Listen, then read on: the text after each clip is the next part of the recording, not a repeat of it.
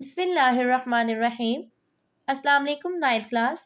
आज हम आपकी केमिस्ट्री के न्यू बुक के चैप्टर नंबर 1 की एक्सरसाइज का question number 3 constructive response questions का आंसर पढ़ेंगे। क्वेश्चन नंबर 1 देखें। How does a super critical state look like? एक सुपर क्रिटिकल स्टेट किस तरह से दिखाई देती है? आपको पता है कि सुपर क्रिटिकल स्टेट जो है वो एक हाईली कंप्रेस्ड गैस है जो कि लिक्विड एंड गैस दोनों की प्रॉपर्टी शो कर रही होती है, यानी ये एक इंटरमीडिएट स्टेट है जिसमें at a time liquid and solid दोनों की प्रॉपर्टी शो हो रही होती हैं। तो इसका आंसर देखें। A super critical state appears as a vapour like fluid की तरह ये शो होता है that shows both properties of gases and liquids. It is highly compressed state. ये एक highly compressed state है। अब सेकंड क्वेश्चन है इन what way is plasma created in a fluorescent tube? Fluorescent tube के अंदर प्लाज्मा कैसे क्रिएट होता है? अगर आपने मेरा स्टेट्स ऑफ मैटर वाला लेक्चर देखा है तो उसमें मैंने इसको एक्सप्लेन किया था कि प्लाज्मा को किस तरह से क्रिएट किया जाता है। कि जब हमारे पास एक डिस्चार्ज ट्यूब है या फ्लोरेसेंट ट्यूब है, उसके अंदर करंट को क्या किया जाएगा, सप्लाई किया जाएगा। ये फॉर एग्जांपल ये एक ट्यूब है, इसको क्या सप्लाई किया, इसको वोल्टेज यानी करंट सप्लाई किया, तो इसके अंदर जो गैस है इसके अंदर क्या फील्ड है, गैस फील्ड है। अब जब इसको करंट सप्लाई किया तो यहाँ से जो इलेक्ट्रॉन्स हैं वो क्या करेंगे, इलेक्ट्रॉन्स ने, ये गैस का पार्टिकल है और ये इलेक्ट्रॉन्स है, ये जब जाके गैस के ऊपर टकराएगा तो इसके इलेक्ट्रॉन्स को क्या करवाएगा, लॉस करवाएगा। तो इसका क्या मतलब हुआ कि ये जब इसका इलेक्ट्रॉन्स को लूज करवाएगा तो पीछे गैस जो है वो किस फॉर्म में रह जाएगी, पॉजिटिव आयंस में, क्योंकि इसने अपना एक इलेक्ट्रॉन लूज कर दिया था और यहाँ पीछे क्या बच गया, उसका पॉजिटिव आयन रह गया। अब ये जो मिक्सचर है इलेक्ट्रॉन पार्शली आयनाइज्ड गैस जिसे कहा जाता है, जिसके अंदर पॉजिटिव आयंस मौजूद हैं यानी कैटायंस मौजूद है और इलेक्ट्रॉन्स जो है मौजूद है और इनकी मूवमेंट की वजह से करंट फ्लो कर रहा है और फ्लोरेसेंस प्रोड्यूस हो रही है यानी रोशनी पैदा हो रही है। वो क्या, तो इसको हम क्या कहते हैं, कलेक्टिवली इसको प्लाज्मा कहते हैं। तो अब यहाँ पर देखें, इसको थ्योरेटिकली भी इसी तरह मैंने लिखा हुआ है, plasma in A fluorescent tube is created in by ionising gas, क्योंकि देखिए आयनाइजिंग गैस है जिसमें कैटायंस एंड इलेक्ट्रॉन्स मौजूद है। When an electric current passes through it, जब एक इलेक्ट्रिक करंट इसमें से गुजरेगी, leading to the formation of free electrons. अब यहाँ पर देखें तो उसने क्या बना दिया, फ्री इलेक्ट्रॉन्स इसमें से रिमूव करवाए हैं एंड आयंस, और इसके अंदर क्या मौजूद है, ions. The plasma glows with the colour that depends on the gas. अब इसके अंदर जो सी वाली गैस होगी डिपेंड करेगा, ये कलर कौन सा वाला प्रोड्यूस करेगा, डिपेंड करेगा गैस के ऊपर, क्योंकि हर गैस का जो है वो अपना डिफरेंट कलर शो करती है। आगे क्वेश्चन नंबर 3 देखें।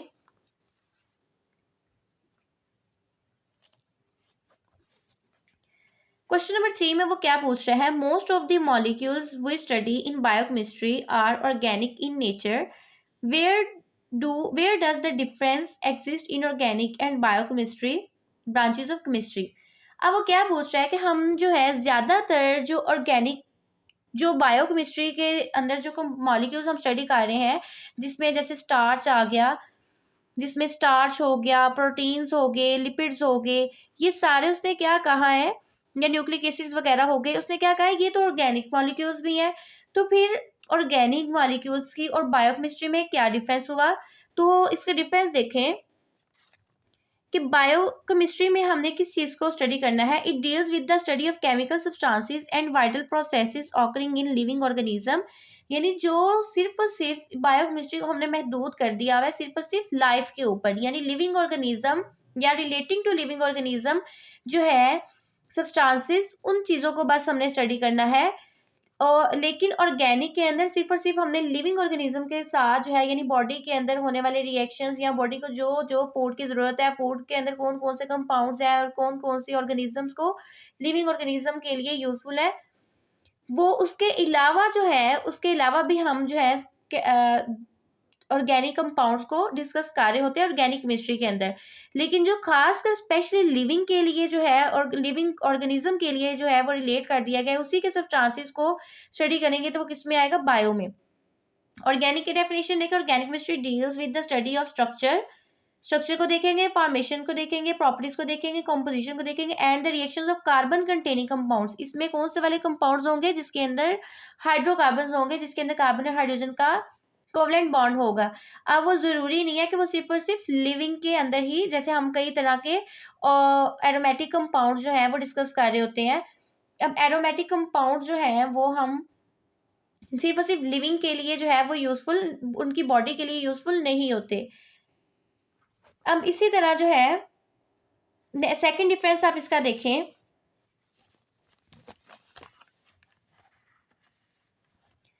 Organic chemistry has a diverse application in various fields. अब ऑर्गेनिक केमिस्ट्री के अंदर हम बहुत ज़्यादा कंपाउंड्स को स्टडी करते हैं, तो ये लिमिटेड नहीं है, इसकी काफ़ी सारी एप्लीकेशन है। जैसे मेडिसिन में आ जाएगी, फार्मास्यूटिकल्स में आ जाएगी, इसी तरह हम इसको और भी कई तरह से इसको डील करते हैं। जबकि बायोकेमिस्ट्री में आप देखो तो it is primarily concern with biological, सिर्फ और सिर्फ बायोलॉजिकल सिस्टम इसके अंदर इन्वॉल्व होंगे और उनके फंक्शंस, कि उसके लिविंग ऑर्गेनिज्म के अंदर कोई भी रिएक्शन जो है वो कैसे हो रहा है और किस तरह से कोई बड़ा कंपाउंड छोटे में टूटेगा और छोटा जो है वो बड़ा कंपाउंड बनाएगा और किस तरह से एनर्जी ऑब्टेन होगी, ये सारी बायोकेमिस्ट्री में हम डिस्कस करते हैं। तो बायोकेमिस्ट्री को हमने लिमिटाइज किया है, जबकि ऑर्गेनिक जो है ये क्या है, एक वाइड है। और एक और चीज देखें तो बायोकेमिस्ट्री के अंदर जो सब्सटेंसेस होते हैं या कंपाउंड जो हम स्टडी करते हैं वो मोर कम्प्लेक्स होते हैं as compare to that of the organic compounds. आप एक ये भी डिफरेंस लिख सकते हो। आगे फोर्थ क्वेश्चन देखें। फोर्थ क्वेश्चन में उसने क्या पूछा है, give the reason of brilliance shone by diamond, can you improve it. अब वो क्या पूछ रहा है कि जो जब आपने डायमंड को अगर देखा है तो वो डायमंड क्या है, वो एक शाइनी अपीयरेंस दे रही होती है बहुत ज्यादा। तो उसने क्या पूछा हुआ है कि डायमंड जो है वो इतना ज्यादा शाइनी क्यों दिखाई दे रहा होता है। तो डायमंड के अंदर एक तो उसका स्ट्रक्चर, उसके अंदर जो है कार्बन के एटम्स ऐसे अरेंज होते हैं कि जब उसके ऊपर क्या करती है, लाइट फॉल करती है, जब उसके ऊपर क्या करेगी, लेयर्स के ऊपर लाइट फॉल करेगी तो वो क्या शो करता है, इंटरनल रिफ्लेक्शन को शो करता है। तो वो क्या करेगा, कुछ लाइट को पास आउट करता है, कुछ लाइट को जो है वो नीचे वाली लेयर में भेजता है, फिर नीचे वाली लेयर भी क्या करती है, वो भी कुछ लाइट को पास आउट करवा देती है और कुछ को क्या कर देती है, रिफ्लेक्ट कर देती है। यानी due to the reflection of light, यानी उसके स्ट्रक्चर ऐसा है कि वो लाइट को रिफ्लेक्ट करता है। जब लाइट को रिफ्लेक्ट करेगा तो वो क्या हो सकता है, वो अपनी शाइनी अपीयरेंस देता है। तो आप देखिए यहाँ पर क्या लिखा हुआ है answer, a diamond's brilliance comes from its structure, उसके स्ट्रक्चर की वजह से, and the way it is cut, और जिस तरीके से उसको काटा जाता है, which causes light to reflect and disperse, जो कि लाइट को जो है रिफ्लेक्शन करवाती है, या वो लाइट को रिफ्लेक्ट करवा रही होती है, या वो क्या करवाएगी, उसे लाइट को डिस्पर्स करवाएगी। तो वो किस में आता है, वो ये वाली जो तीनों चीजें हैं वो डायमंड को शाइनी अपीयरेंस देने में मदद देती है।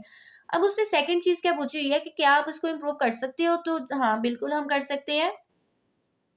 Brilliance of A diamond can be improved bye adjusting it's cut. आप इसका कट को चेंज करके जो है वो आप इसको कर सकते हो, या फिर आप पॉलिश कर सकते हो टू मैक्सिमाइज, यानी आप इसको इस तरह पॉलिश कर सकते हो कि इसके अंदर रिफ्लेक्शन जो है वो ज्यादा हो। जब रिफ्लेक्शन ज्यादा होगी तो शाइनी अपीयरेंस भी उसकी उतनी ही ज्यादा होगी। To maximise light reflection which is the primary factor contributing the diamond's brilliance. आगे फिफ्थ क्वेश्चन से क्या पूछा हुआ है,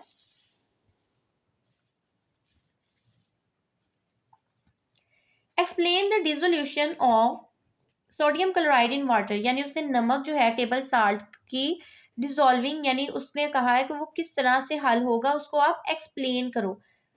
तो आपको पता है जब आप नमक को पानी के अंदर डालते हो तो वो क्या होता है, उसके अंदर डिसॉल्व हो जाता है। अब वो डिसॉल्व क्यों होता है, क्योंकि सोडियम क्लोराइड जो है एक आयनिक कंपाउंड है जो कि वाटर के अंदर जैसे ही जाएगा तो वो क्या बना देगा, आयंस बनाता है। तो जब वो आयन बनाता है, और वाटर की भी पोलर नेचर है, उसके एक एंड पे नेगेटिव जो है ऑक्सीजन के ऊपर पार्शियल नेगेटिव चार्ज होता है और हाइड्रोजन के ऊपर क्या चार्ज होता है, पार्शियल पॉजिटिव।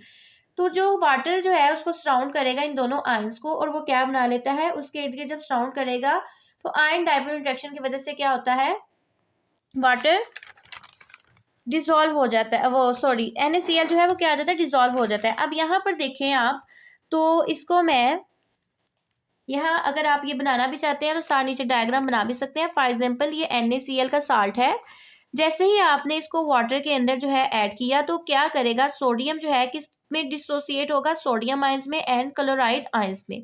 अब इसको मैं इस तरह से पॉजिटिव आयन को मैं ऐसे बना रही हूँ और नेगेटिव आयन को मैं ऐसे लिख रही हूँ। अब आप देखो तो ये हो गया सोडियम आयन और ये हो गया क्लोराइड आयन इन वाटर। अब वाटर का स्ट्रक्चर क्या है, H2O। अब ऑक्सीजन एक इलेक्ट्रोनेगेटिव एटम है जो इलेक्ट्रॉन्स को अपनी तरफ खींचता है, तो इसके ऊपर पार्शियल नेगेटिव चार्ज होता है, इसके ऊपर पार्शियल पॉजिटिव होता है, पार्शियल पॉजिटिव होता है। पार्शियल का मतलब होता है कि टोटली इलेक्ट्रॉन इसके पास मौजूद नहीं है, यानी इसने शेयरिंग की हुई है, यानी ज्यादा हिस्सा इलेक्ट्रॉन्स का इसके पास है। इसी तरह एक और वाटर का मॉलिक्यूल आएगा, वो भी क्या करेगा, उसका भी ऑक्सीजन जो है वो भी उसके पॉजिटिव आयंस की यानी सोडियम आयंस की तरफ मूव करेंगे। इसी तरह यहाँ पर भी हमने वाटर का मॉलिक्यूल बना लेते हैं partial negative partial positive hydrogen के ऊपर। यहाँ पर देखें तो मैंने क्या किया, अब देखें यहाँ पर जो सोडियम आयन है उसको उसने क्या किया है, वाटर के ऑक्सीजन के साथ क्या कर लिया है, एक अट्रैक्शन बना ली है, यानी फोर्स ऑफ अट्रैक्शन, एक बॉन्ड बनाया है, जिसे हम आयन डाइपोल इंट्रैक्शन का भी नेम देते हैं। क्योंकि वाटर जो है वो एक डाइपोल मॉलिक्यूल है, डाइपोल यानी टू, जिसके दो एंड्स हैं, एक एंड पोलर, एक एंड में नेगेटिव एंड है और सेकंड पे क्या है, पॉजिटिव, तो उसको हमने क्या नेम दिया, डाइपोल। तो वाटर को हमने डाइपोल का नेम दे दिया और ये जो है ये एक आयन है यानी कैटायन है, तो आयन डाइपोल इंट्रैक्शन जो है ये बनाएगा। अब यहाँ पर देखो तो वाटर मॉलिक्यूल्स ने क्या किया, सोडियम आयन को घेर लिया, तो इसका मतलब क्या हो गया, सोडियम आयन जो है वो डिसॉल्व हो गया। इसी तरह वाटर का जो मॉलिक्यूल है वो क्लोराइड आयंस को भी घेरेगा। अब यहाँ पर देखो मैंने हाइड्रोजन का बॉन्ड जो है इसके साथ बना दिया, इसी तरह हम यहाँ पर भी बना देते हैं hydrogen oxygen, hydrogen and oxygen, और यहाँ पर भी हाइड्रोजन एंड ऑक्सीजन। इसके ऊपर पार्शियल पॉजिटिव चार्ज होते हैं और ये वाले जो है ये क्लोराइड आयंस को क्या करेंगे, हाइड्रोजन आयंस इसको घेर लेंगे और इस तरह से वाटर क्या, सोडियम क्लोराइड क्या होगा, इसके अंदर डिसॉल्व हो जाता है। तो आप अगर बनाना चाहते हो तो आप ये वाला स्ट्रक्चर भी साथ बना सकते हो, जिसमें आयंस जो है क्या शो हो रहे हैं कि उसको वाटर मॉलिक्यूल्स ने उसको अपने इर्द गिर्द क्या किया है, घेर लिया है। सोडियम आयन डाइपोल इंट्रैक्शन जो है वो स्ट्रॉन्ग हो गई है as compare to the individual ions, तो वाटर क्या सोडियम क्लोराइड क्या हो गया, डिसॉल्व हो गया। इसी को यहाँ पर मैंने थ्योरेटिकल में लिखा है,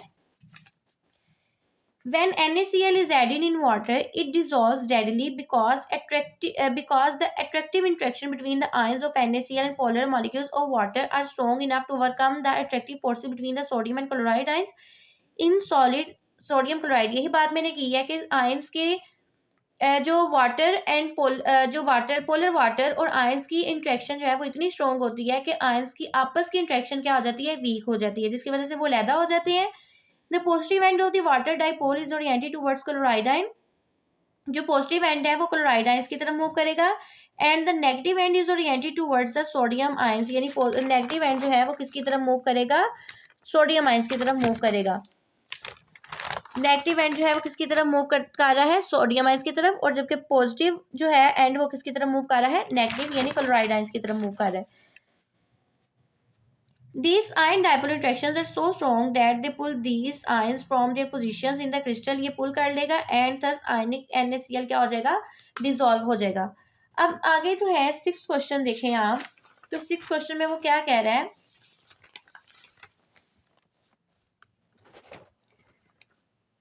Why do different compounds have different solubilities in water at a particular temperature। अब वो इसमें क्या पूछ रहा है कि डिफरेंट कंपाउंड्स की डिफरेंट सॉलिबिलिटी क्यों होती है। ये तो आपने लास्ट टाइम पढ़ा था ना कि हर कंपाउंड की हर सॉल्वेंट के अंदर जो है सॉलिबिलिटी डिफरेंट होती है, तब उसने क्या पूछ लिया, क्यों डिफरेंट होती है। अब अगर आप लोग देखो तो हर कंपाउंड की जो पोलर नेचर होती है वो सेम नहीं होती। इसी तरह हर जो कंपाउंड की जो सोल्यूट है उसके सॉल्वेंट के साथ इंट्रैक्शन एक जैसी नहीं होती।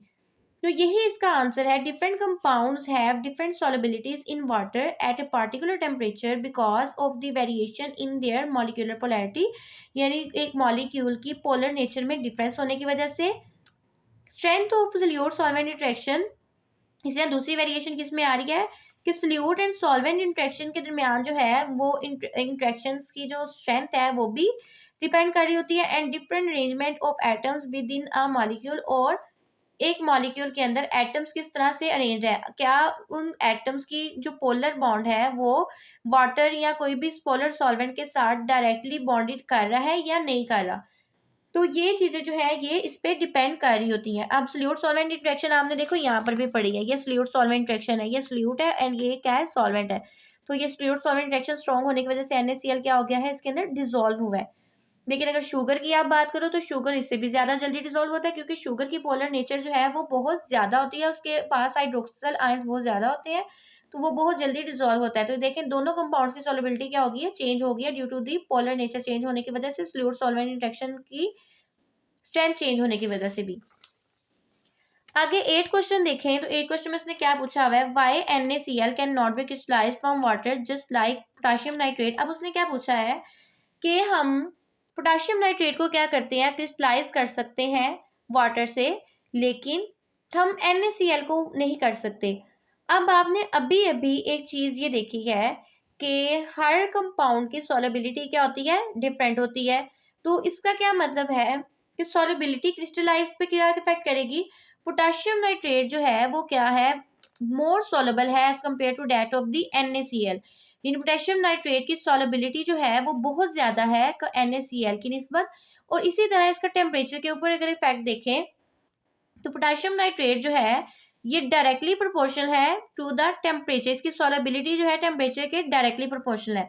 यानी जैसे जैसे हम टेम्परेचर को इंक्रीज करेंगे तो पोटेशियम नाइट्रेट जो है साल्ट वो बहुत जल्दी उसके अंदर क्या होगा, डिसॉल्व होगा। लेकिन NaCl एक ऐसा साल्ट है जिसके ऊपर टेम्परेचर का कोई इफेक्ट नहीं है। अगर हम टेम्परेचर बढ़ाते भी जा रहे हैं तो उसकी सॉल्युबिलिटी के ऊपर इतना इफेक्ट नहीं होगा। तो क्या आपने देखा कि हमने अगर टेम्परेचर के ऊपर किसका इफेक्ट है, पोटेशियम नाइट्रेट का। अब मैंने लास्ट लेक्चर में जिसमें मैंने effect of temperature on solubility पढ़ाया था उसके अंदर मैंने रीक्रिस्टलाइजेशन को एक्सप्लेन किया था, आपने वो वीडियो में जाके वो भी देखना है। अब ये जो क्रिस्टलाइज, जब आप टेम्परेचर क्या करते हो, डाउन करते हो, जब टेम्परेचर कम करते हो तो साल्ट की सॉल्युबिलिटी क्या हो जाती है, कम हो जाती है, यानी वो साल्ट क्रिस्टलाइज होना शुरू हो जाता है, वो अगेन अपनी असल हालत में आना शुरू हो जाता है। तो इसका मतलब कौन सी चीज थी जो टेम्परेचर के साथ इफेक्ट हो रही है, पोटेशियम नाइट्रेट। तो जब हम पोटेशियम नाइट्रेट के को जब वाटर के अंदर ऐड करते हैं तो जब टेम्परेचर को कम करेंगे तो पोटेशियम नाइट्रेट बहुत जल्दी क्रिस्टलाइज भी क्रिस्टल्स बनाना शुरू कर देगा। और NaCl को तो वैसे टेम्परेचर के साथ कोई इफेक्ट नहीं था हो रहा, जब अगर टेम्परेचर इंक्रीज किया तब भी उसकी जो है सॉल्युबिलिटी उतनी थी, जब डिक्रीज करेंगे तो तब भी उसकी क्रिस्टलाइज भी, यानी वो अपनी ही जो है मर्जी से जितनी उसकी सॉल्युबिलिटी की रेशियो है उसी हिसाब से वो क्या होगा, वो क्रिस्टल्स बनाएगा। तो यही आंसर है इसका कि NaCl can not be easily crystallize from water like potassium nitrate because the solubility of NaCl changes very little with temperature, क्योंकि सॉल्युबिलिटी NaCl की टेम्परेचर के साथ इतनी ज़्यादा चेंज नहीं होती। जबकि potassium nitrate while potassium nitrate has significantly higher solubility in hot water than that of the cold water, इसकी solubility क्या होती है, बहुत ज़्यादा होती है गर्म पानी के अंदर। allowing for easy crystallization by cooling the solution, अगर हम solution को cool down करते हैं तो वो क्या बनाता है, क्रिस्टल्स बनाता है। तो जब क्रिस्टल्स बनाएगा, जितनी ज़्यादा उसकी सॉल्युबिलिटी टेम्परेचर के साथ इंक्रीज हो रही है तो जब हम कूल करेंगे उतनी ही जल्दी वो क्रिस्टल्स बनाएगा। तो NaCl के ऊपर टेम्परेचर का कोई इफेक्ट नहीं है, तो NaCl क्रिस्टल्स के जो है NaCl के ऊपर टेम्परेचर का कोई इफेक्ट नहीं है, तो NaCl की ना सॉल्युबिलिटी पे इफेक्ट होगा और ना ही इसकी क्रिस्टलाइजेशन पे। अब 8 वाला जो है लास्ट क्वेश्चन जो है, इसका लास्ट क्वेश्चन क्या है, why graphite is slippery to touch, ये which property of graphite enables it to be used as lubricant. अब अगर आप लोग ये देखो तो लेड का जो ये सिक्का है उसने क्या कहा हुआ है, ये भी ग्रेफाइट है मिक्सचर, इसके अंदर और एक दो चीजें ऐड करके इसको बनाया गया।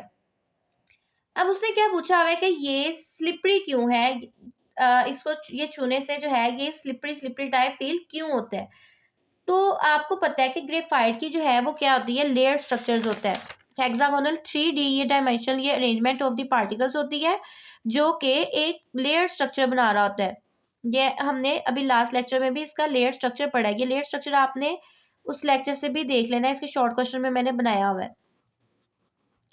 तो ये इसका उसने क्या कहा है कि लेयर स्ट्रक्चर होता है, लेयर स्ट्रक्चर होने की वजह से ये अब ये जो इनके दरमियान फोर्स ऑफ अट्रैक्शन है ना, ये वाली जो बॉन्डिंग मैंने बनाई है, तो ये force of attraction carbon carbon की बहुत वीक है। तो जब आप इसको क्या करोगे, पकड़ोगे, तो जब आप इसको पकड़ोगे तो ये फोर्स ऑफ अट्रैक्शन यानी ये जो बॉन्ड है ये टूटेगा। जब बॉन्ड टूटेगा तो वो क्या हो जाएगा, वो स्लिप करेगा, यानी लेयर्स जो है एक दूसरे के ऊपर क्या करेंगी, स्लिप करेंगी। जब लेयर स्लिप करेंगी तो आपको ये फील क्या होगा, स्लिपरी स्लिपरी सा फील होगा टच करने से।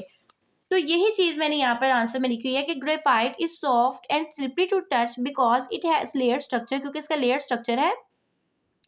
Held together by weak van der Waals forces, van der Waals forces very weak forces होती हैं between the molecules, allowing the layers to slide past over each other, जो कि क्या करेगी, जैसे हम इसको टच करेंगे तो ये क्या हो जाएंगे, एक दूसरे ये स्लाइड हो जाएंगी।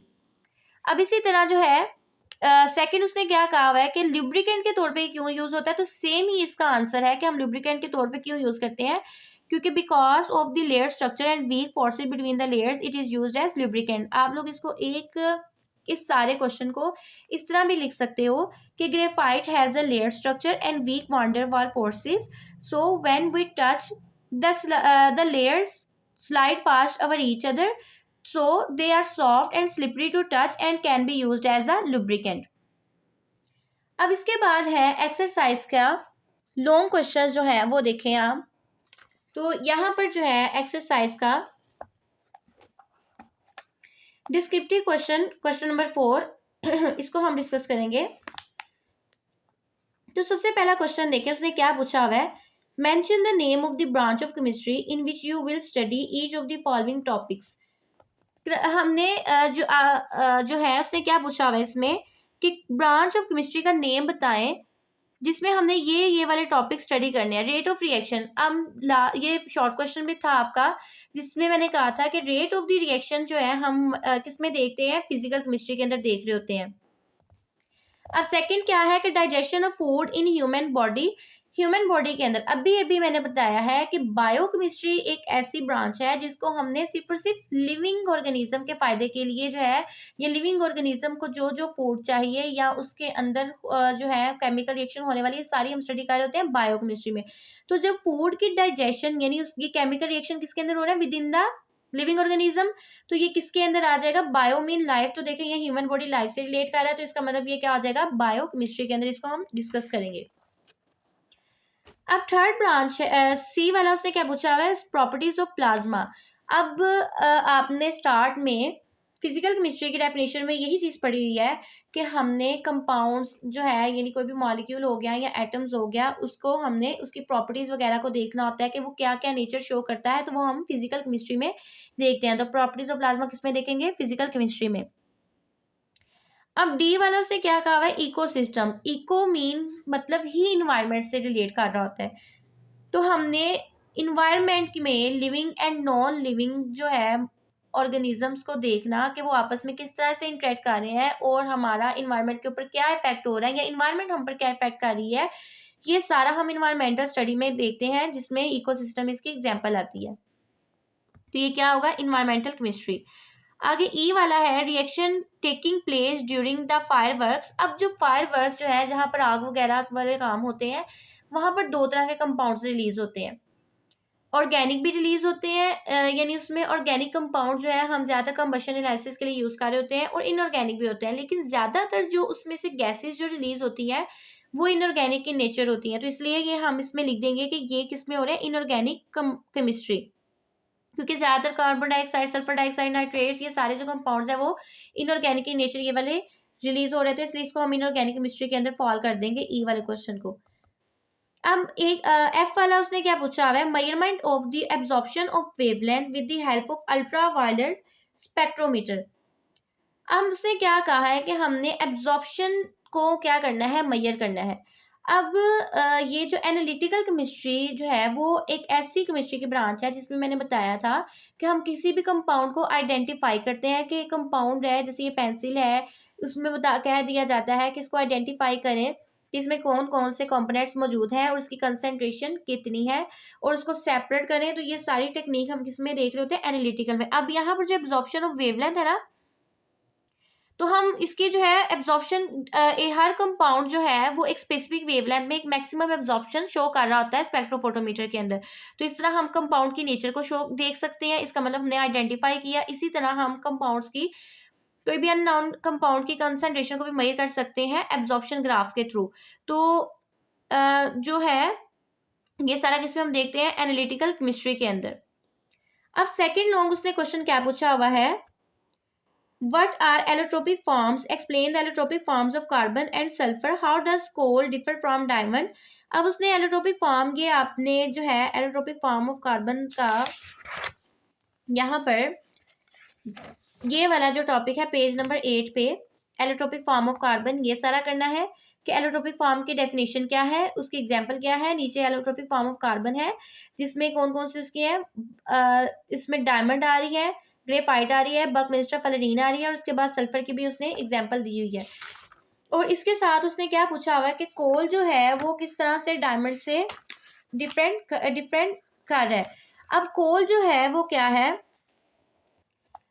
कोल जो है कोयला जो है वो क्या है, एक एमॉर्फस सॉलिड है और डायमंड क्या है, एक क्रिस्टलाइन सॉलिड है। इसके मॉलिक्यूल्स जो है, इसमें कार्बन एटम जो है वो एक रेगुलरली क्या है अरेंज्ड है, एक रेगुलर पैटर्न में अरेंज्ड है, जबकि कोयले के अंदर मॉलिक्यूल जो है वो क्या है रेगुलरली अरेंज्ड नहीं है। अब थर्ड क्वेश्चन देखें इसका, what are super critical fluids, how are the different from ordinary liquids. Super critical fluids क्या है और ये ऑर्डिनरी लिक्विड से कैसे डिफरेंट कर रहे हैं। अब ये आपने देखना है सुपर क्रिटिकल फ्लूइड्स पेज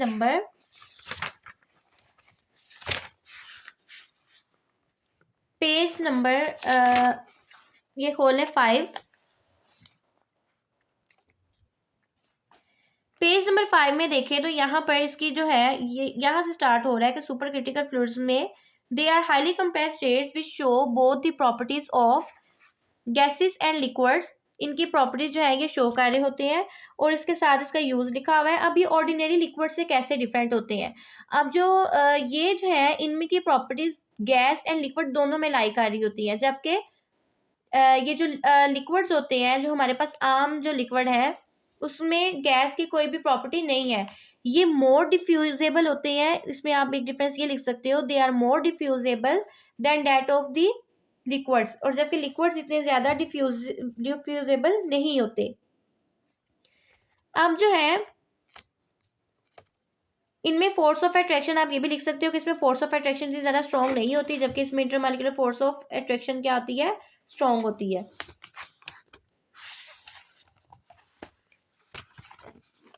अब नेक्स्ट जो है क्वेश्चन नंबर 4 देखें, define solubility of solute, how does the solubility of solute change with the increase in temperature.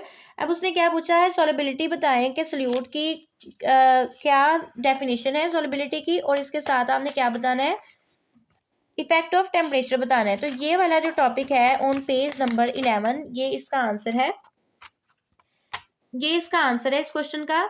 ये हमने करना है यहाँ से लेकर यहाँ तक सॉलिबिलिटी की डेफिनेशन है और उसके बाद जो है उसका इफेक्ट है कि सॉलिबिलिटी जो है वो टेम्परेचर के साथ, टेम्परेचर बढ़ाने के साथ इंक्रीज भी होती है कुछ साल्ट्स की, जिसमें एग्जांपल भी दी हुई है, और कुछ साल्ट्स की सॉलिबिलिटी क्या होती है, डिक्रीज होती है, और कुछ की को कोई इफेक्ट नहीं होता, जिसमें उसने एग्जाम्पल किसकी दे दी है, सोडियम क्लोराइड की, NaCl की।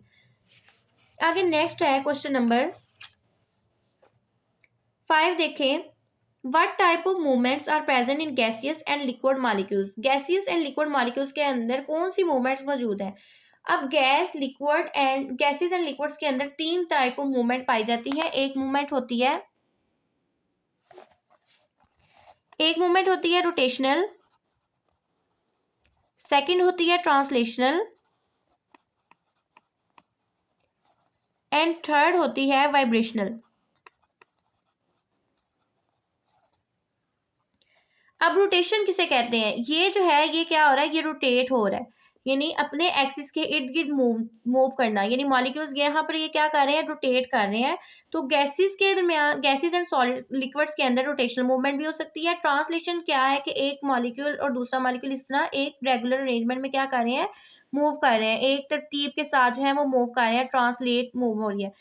जबकि वाइब्रेशनल मूवमेंट क्या है कि जैसे फॉर एग्जांपल एक ये मॉलिक्यूल है, एक ये मॉलिक्यूल है जो कि मूव कर रहे हैं और ऐसे आगे पीछे मूव करते हुए आपस में जब टकराते हैं तो वो वाइब्रेशन क्या करते हैं, प्रोड्यूस करते हैं। तो ये होती है वाइब्रेशनल मूवमेंट। वाइब्रेशनल मूवमेंट ज़्यादा ये भी लिक्विड एंड गैसेस के अंदर पाई जाती है, लेकिन ये सॉलिड्स के अंदर प्रोमिनेंट होती है ज़्यादा वाइब्रेशनल मूवमेंट। और जो गैस के मॉलिक्यूल्स हैं वो रैंडम मूवमेंट जो है वो बहुत ज़्यादा शो कर रहे होते हैं, क्योंकि गैस के मॉलिक्यूल जो है वो फ्रीली मूव कर सकते हैं from one area to another, तो इसलिए इसके अंदर रैंडम मोशन ज़्यादा होती है, जबकि इसके अंदर रैंडम मोशन ज़्यादा नहीं होते। इसके अंदर भी मॉलिक्यूल्स जो है रैंडमली मूव कर सकते हैं, लिक्विड्स के अंदर भी। आगे सिक्स देख के, differentiate between the areas which are studied under inorganic chemistry and organic chemistry. अब उसने क्या कहा हुआ है कि ऑर्गेनिक एंड इनऑर्गेनिक के अंदर कौन कौन से एरियाज को हम डिस्कस करते हैं, तो आपने इसमें इसकी डेफिनेशंस भी लिख लेनी है। इसमें डिफरेंस में क्या आएगा, पेज नंबर 2 में यहाँ पर देखें तो इनऑर्गेनिक एंड ऑर्गेनिक केमिस्ट्री की डेफिनेशन लिखी हुई है। इसके अंदर हम वो वाले कंपाउंड्स को स्टडी करते हैं जिसके अंदर कार्बन ना हो या लिटिल हो या बिल्कुल ही ना हो, जबकि इसके अंदर हम हाइड्रोकार्बन्स को यानी कार्बन कंटेनिंग कंपाउंड्स को स्टडी कर रहे होते हैं, लेकिन कार्बोनेट्स बाइकार्बोनेट्स इनको नहीं स्टडी कर रहे होते। अब इसके अंदर जो है कौन कौन सी चीज़ों को हम स्टडी करते हैं, यानी इसके अंदर कौन कौन से इनऑर्गेनिक कंपाउंड्स किस तरह से यूज होते हैं, फर्टिलाइजर्स, मेडिसिन, कैटलिस्ट, पिगमेंट्स, इन चीज़ों के लिए यूज हो रहे होते हैं। जबकि ऑर्गेनिक कंपाउंड जो है वो हमारी पूरी जो है ये ऑल फॉर्म्स ऑफ लाइफ में अवेलेबल होते हैं। इसको आप एग्जाम्पल में फार्मास्यूटिकल भी लिख सकते हो कि फार्मास्यूटिकल में भी ये यूज हो रहे होते हैं। यहाँ तक थे आपके लॉन्ग क्वेश्चन। आज हमने क्वेश्चन नंबर ये 3 किया है। क्वेश्चन नंबर 2 जो है वो इसका लिंक भी मैं आपको डिस्क्रिप्शन में दे देती हूँ, तो वो भी आपने क्वेश्चंस को नोट डाउन कर लेना है। क्वेश्चन नंबर 3 के भी क्वेश्चंस आपने नोट डाउन करने हैं, ये रीजनिंग वाले क्वेश्चंस हैं। और जो है क्वेश्चन नंबर 4 की एक्सप्लेनेशन भी मैंने आपको साथ साथ बता दी है। और आगे क्वेश्चन नंबर 5 है इन्वेस्टिगेटिव क्वेश्चंस। ये वो क्वेश्चन है जो कि आप प्रैक्टिकली परफॉर्म करोगे। तो इसमें से पहला क्वेश्चन क्या पूछा हुआ है, preparation of solutions lead to an important process in chemistry which enables us to purify a compound through crystallization. Describe a process in which potassium nitrate is purified by crystallizing it in water. अब इसमें उसने क्या कहा है कि हम compounds को crystallisation के थ्रू प्योरीफाई किस तरह से कर सकते हैं, यानी एक प्रोसेस बताएं जिसमें हमने पोटेशियम नाइट्रेट को प्योरीफाई करना है। तो इसको मैंने शॉर्ट क्वेश्चन में भी एक्सप्लेन किया है कि पोटेशियम नाइट्रेट की सॉल्युबिलिटी टेम्परेचर के साथ ज़्यादा होती है, तो जब हम इसको डिजोल्व करने के बाद यानी इसका सुपर सैचुरेटेड सोल्यूशन बनाने के बाद हम इसमें से जो इम्प्योरिटीज को फिल्टर करेंगे। फिल्टर करने के बाद जब हम टेम्परेचर को कूल डाउन करेंगे तो इसके क्रिस्टल जो है वो हमें ऑब्टेन हो जाएंगे, तो वो हमारे पास प्योर फॉर्म में मिलेंगे, जिसको मैंने इफेक्ट ऑफ टेम्परेचर और सॉल्युबिलिटी में भी एक्सप्लेन किया है, तो आप वहां से जाकर भी देख सकते हैं। सेकेंड है graphene is called a miracle material. इसको मिराकल मटेरियल, मौजज़ाना मटेरियल कहा जाता है। And it is the material of the future. इसको फ्यूचर यानी कहा जाता है कि आने वाले दौर में ग्राफीन बहुत ज्यादा यूज होगा। Which of its many properties में makes it very useful in electronics. कौन सी प्रॉपर्टी जो है इसको इलेक्ट्रॉनिक्स में बहुत ज़्यादा यूजफुल बना रही है। अब इलेक्ट्रॉनिक डिवाइसेस के अंदर हम इसको क्यों यूज़ करते हैं, क्योंकि एक तो ये बहुत ज़्यादा हल्की होती हैं, लाइट होती हैं, टफ होती हैं, फ्लेक्सिबल होती हैं, ये जो है इजीली मूवेबल होती हैं। इसी तरह जो है इनकी हर रेजिस्टेंस बहुत ज़्यादा होती है। ये भी शॉर्ट क्वेश्चन में मैंने इसका आंसर लिखा हुआ है, तो आप वहाँ से भी आंसर देख सकते हो कि जिसमें मैं लिखा हुआ है 200 टाइम्स जो है ये मोर रेजिस्टेंट देन एल्यूमिनियम होती है, स्टील होती है, और 5 टाइम्स लाइटर देन एल्यूमिनियम होती है। तो ये आप वहाँ से जाके आंसर इसका देख सकते हो। इसकी वजह से क्या है, इसकी रेजिस्टेंस ज़्यादा होने की वजह से हम इसको लेड स्टोरेज बैटरीज के अंदर यूज़ कर रहे होते हैं, यानी बैटरीज के अंदर।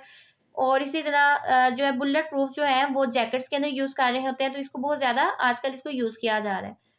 यहाँ तक था हमारा आज का टॉपिक, जिसमें हमने अपने लेक्चर नंबर 1 हमने चैप्टर नंबर 1 को कंप्लीट किया है बहुत अच्छे से, और काफ़ी ज़्यादा हमने इसमें एक्सप्लेनेशन जो है वो की है। अब हम अपना चैप्टर नंबर 2 को डिस्कस करेंगे अपने अगले लेक्चर में। तब तक के लिए अपना बहुत ख्याल रखिएगा और मेरे चैनल को सब्सक्राइब भी कीजिएगा। तब तक के लिए अल्लाह हाफिज़।